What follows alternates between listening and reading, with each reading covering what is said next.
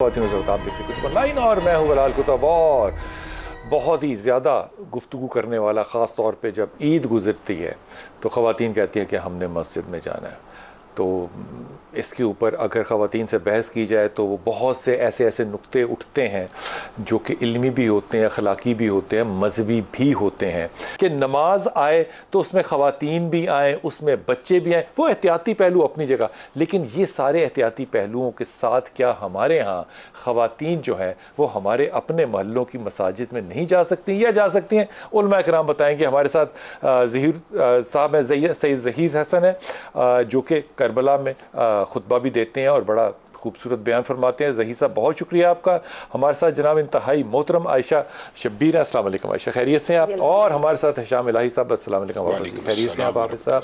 और हमारे साथ रशीद तुराबी साहब, लामा साहब, अस्सलामु अलैकुम। रब्बुल इज़्ज़त ने रसूलुल्लाह सल्लल्लाहु अलैहि वसल्लम की जो ज़नान थी, बीवियां थी, उनको जो हुक्म दिया है, अगर हम उसको अमूमी तौर पर ले जाएंगे तो वो एक दलील है जहां पर ये मना किया जाता है और अफसर हो जाएगा।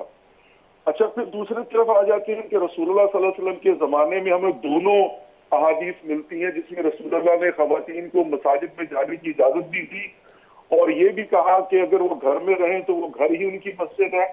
और ये भी मिलता है कि लोगों से कहा गया कि आप उनको मना ना करें जब वो इजाज़त ले। तो आपने सारी बात सुनी, पहले तो अपना मौक़िफ़ दे देना। बिलाल भाई, बिस्मिल्लाहिर्रहमानिर्रहीम, उन्होंने सारी बात को समराइज कर दिया, लेकिन मैं इस बात में उनसे कुछ एक स्टेप आगे बढ़ना चाहता हूँ। वो थोड़ी सी मुख्तात गुफ्तगू कर रहे थे। बुनियादी तौर पे हमारे लिए उसवा और नमूना रसूलुल्लाह सल्लल्लाहु अलैहि वसल्लम की ज़ात है। हमारे लिए उसवा और नमूना सबसे पहले अगर जिक्र ना करें तो हमारे ऊपर जुल्म है। जब भी औरतों का कोई टॉपिक हो तो अम्मा खदीजा को भूल जाएं या माँ आयशा को भूल जाएं या बेटी फातिमा को भूल जाएं, तो ये हमारे लिए उसवा और कुदवा ये हस्ती है। तो माँ आयशा खुद बयान करती हैं, माँ खदीजा बयान करती हैं।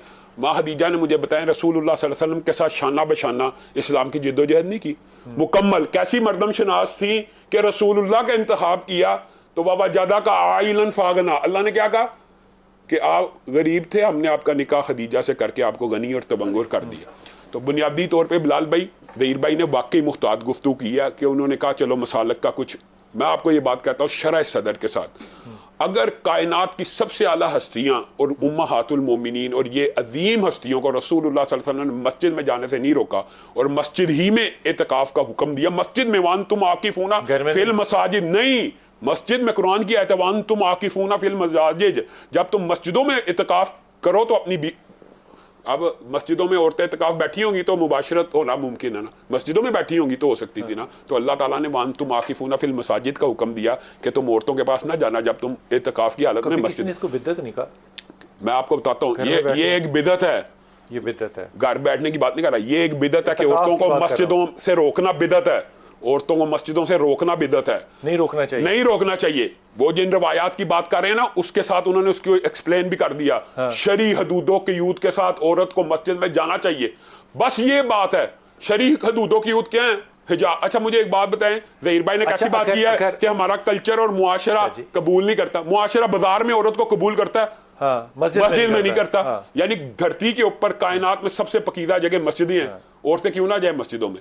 औरतों के ऊपर जिम्मेदारी नहीं तरबियत की। ये कहे कि ये मस्जिद जो है ये हमने खालिसतन रखी ही खवातीन के लिए है। मैंने अल्हम्दुलिल्लाह बनाई हुई है, मैंने तो आप बनाई हुई है। मेरी तो आप सबसे बड़ी इमामत कौन कराता है? सबसे बढ़िया यानी लाहौर की और खवातीन की मस्जिद मेरे पास है। तो इमामत तो वो हमारे इमाम के पीछे नमाजें पढ़ती हैं, लेकिन अगर औरत इंडिपेंडेंट भी इमामत कराना चाहे आप पूछने करा सकती है, इसमें क्या।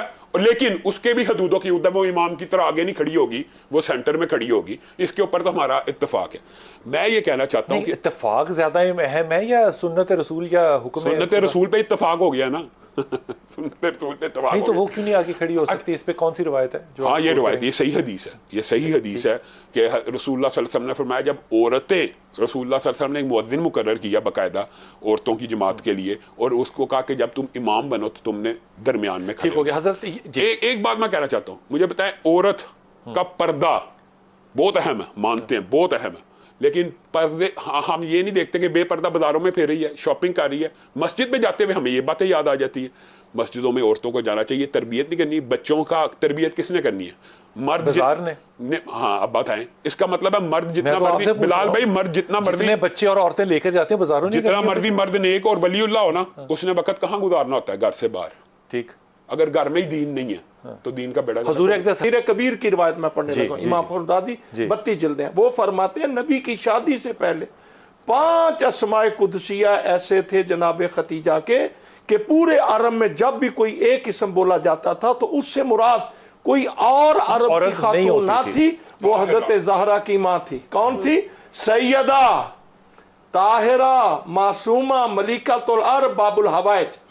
अब मुआशरा कितना गंदा है हमारा, मुआशरा लाहौर का या पाकिस्तान का इतना गंदा नहीं है।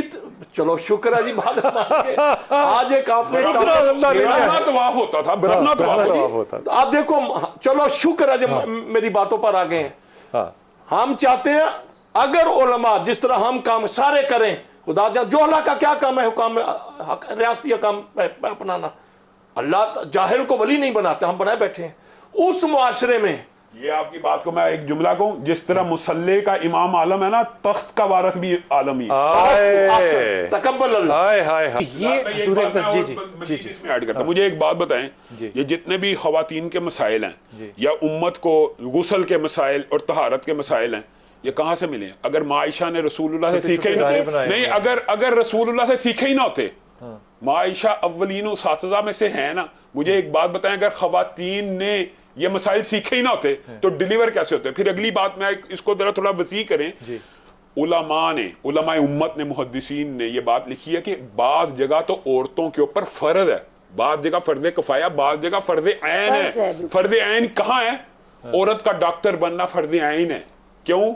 अगर वो डॉक्टर नहीं बनेगी तो मुसलमान बच्चियों का पर्दा महफूज नहीं रहेगा। मुझे एक बात बताएं ना, डॉक्टर बनना फर्ज ऐन हो गया, अच्छा फिर आगे औरत का टीचर बनना फर्ज ऐन है। एक जुमला, अगर मर्द जाता है ना मस्जिद में और सारे मर्द जो है वो बाकायदगी से नमाज अदा करते हैं और पंजगाना करते हैं तो ये एक अमल है। लेकिन अगर औरत जाती है और औरत के साथ 4 बच्चे जाते हैं और वो 5 में से 3 नमाजें पढ़ते हैं, तो यकीन कीजिए आपने अगली नस्ल को तरबियत दी। ये जो फजीलत है इसको हमने पाकिस्तान में रोक के रखा हुआ है। खुदा का नाम ले। मैं आपको एक बात बताऊं, मुझे बड़ी कोफ्त होती है यार, मैं तो अपने नमाजियों की अल्हम्दुलिल्लाह तरबियत करता हूं। जो बच्चों के शोर से तंग होते हैं ना, मैंने अपने बच्चों के लिए अलग एक पूरा हॉल बनाया हुआ है, औरतों के लिए। देखें टर्की में मस्जिद के पीछे आप देखें उन्होंने बच्चों के लिए बाकायदा प्लेग्राउंड बनाया है। कई दफा वो नमाजी जो बड़ी उम्र के होते हैं ना, बच्चा बेचारा शौक से आता है, पहली सफ में खड़ा होता है, उसको पीछे कर लेते हैं। हाँ, मैं बाबा आगे खड़ा होगा, मैं उनको रोकता हूँ। मैं कहता हूँ यार, जिस बच्चे ने स्ट्रगल मेहनत करके वो पहली सफ में आया है, अल्लाह और उसके फरिश्ते, अल्लाह और उसके फरिश्ते पहली सफ वालों के ऊपर दुरूद भेजते हैं, सही हदीस है, तो तुम बच्चे को पीछे कर रहे हो। ये नहीं होना चाहिए। ये कल्चर बदलना चाहिए। मैं बात अर्ज करना चाहता हूँ, जिस इबादत का उलमा शोर डालते हैं, कहाँ चली गई इबादत? जिस तरह मेरे अजीज कह रहे हैं, मेरे छोटे भाई हैं, इनके वालिद साथ हमने काम किया। अगर बच्चों से बूढ़ों को तकलीफ होती है तो यहाँ रुक जाओ, जुमा भी वाजिब है, बच्चे भी आ रहे हैं, जुमा भी रुक जाता है, खुतबे भी रुक जाते हैं, और यहाँ नबी की सीरत क्या है? कंधे भी हाजिर हो जाते हैं, बच्चों को इबादत खानों से रोको, घरों में ना रहने दो, और जगह माए पर वाजिब है अपने बच्चों को यहाँ भेजें। और जिस माँ ने भेजा वो माँ आम माँ नहीं थी, जिसके पास गए वो आम नबी नहीं है।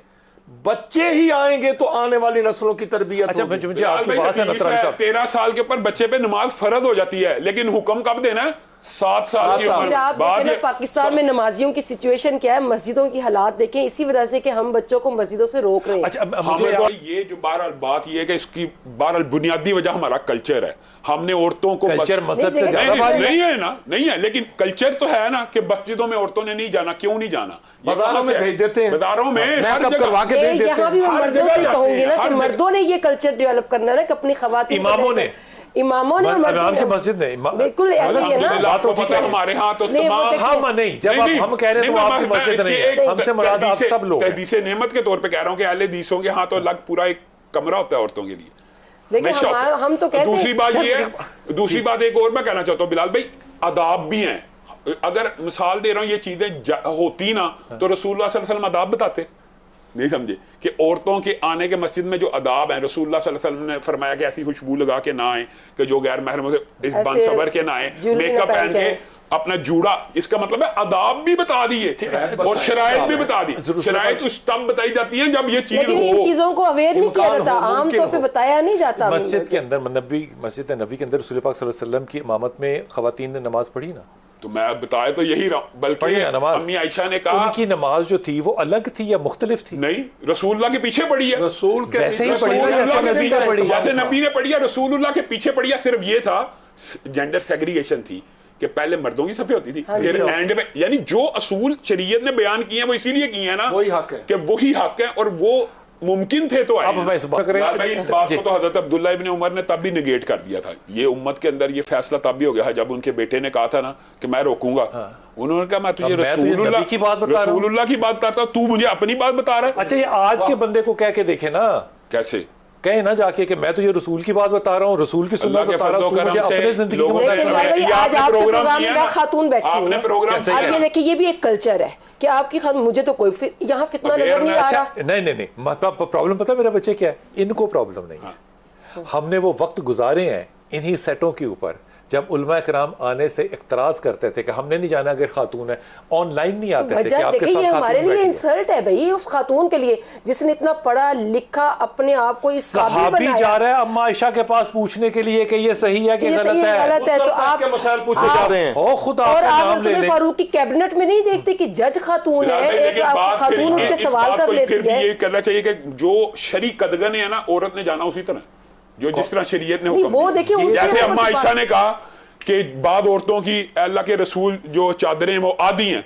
तो रसूलुल्लाह सल्लल्लाहु अलैहि वसल्लम ने क्या कहा था, मैं औरतों को हुक्म देता हूं कि आदी चादरों वालों को सदका करें चादरें।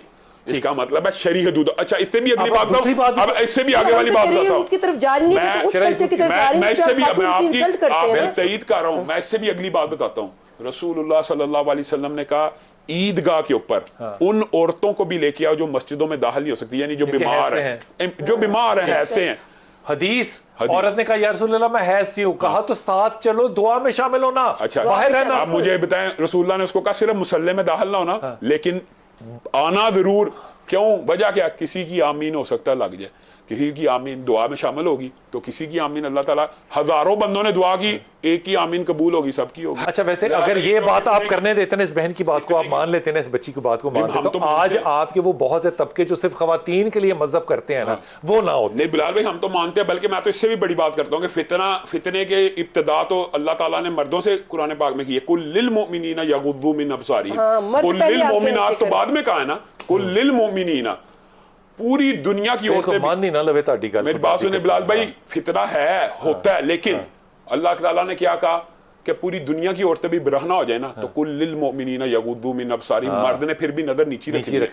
और अगर पूरी दुनिया के मर्द अंधे भी हो जाए ना बिलाल भाई, तब भी औरत को बेपर्दा रहने की इजाजत नहीं है। इसलिए बात यह कि दोनों को हम एक तनाजुर में पर्दे और शरीयत के मुताबिक आए, जो दुनियावी बातों को, बाकी कोई चीज नहीं है। जो वो हम एलीट किस्म के अच्छे लोग समझते हैं, जो कि बड़े सूटेड बूटेड और कड़कदार कपड़े पहन के फौरन नमाज के बाद यूं करके निकलते हैं ताकि हाथ ना मिलाना पड़े, तो वो ठीक नहीं है। इजाजत होना अलग बात है, लेकिन ठीक होना वहां तो हाथ मिलाओगे मुसाफा को गुनाह झड़ेंगे, ये तो ये सही हदीस है। ये भी जो बंदा सिर्फ घर से वुदू करके निकलता है ना मस्जिद के लिए, उसका अजर है उसका अजर है का अजरिल हाजिल मुहरिम, उसका अजर एक हाजी के हज के। खवातीन जो है वो मस्जिद में जाके वुजू कर सकती हैं, वो कर सकती है, क्यों नहीं कर सकती? मतलब ये किसने कहा नहीं कर सकती? आप यार अल्लाह आपको खुश रखे, आई लव यू यार, I fall in love with you. किस जगह औरतों और मर्दों क्यों परेशान रहे हैं हम? बात बताएं, जो ये हदीसें हैं कि मर्द अपने घर में भी कुछ हिस्सा नमाज का पढ़े, तो इसका मतलब ये होता है कि मस्जिद ना आए? नहीं, तो इसलिए औरत अगर घर में पढ़े तो इसका मतलब ये नहीं है कि मस्जिद ना आए। ये मतलब फराइज का तो हुक्म ही मस्जिद में है, रस्सी वाला वाक़या मस्जिद में, वर्का उमर राकी नबीने के लिए क्या साथ साथ वर्का उमर राकी मस्जिद में है नमाज। बहुत शुक्रिया। एक आलिम, 2 आलिम, 3 आलिम और वो हमारे ज़हीर भाई 4 आलिम। I love you.